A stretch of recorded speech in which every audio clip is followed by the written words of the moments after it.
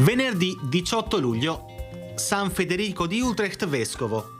È il 199esimo giorno dall'inizio dell'anno, ne mancano 166 al termine.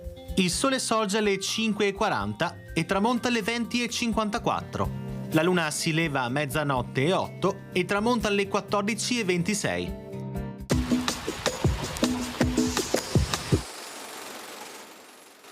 Viene solennemente inaugurato il nuovo ponte di Rialto.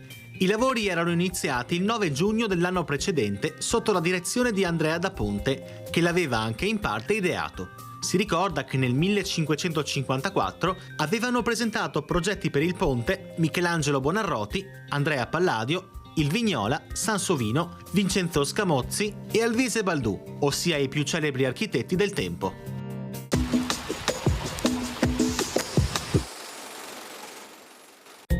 Le previsioni per domani. Sereno o poco nuvoloso per passaggi di nuvolosità medio-alta al mattino. Nel pomeriggio, sulle zone montane, sviluppo di nubi cumuliforme associate a rovesci e temporali sparsi.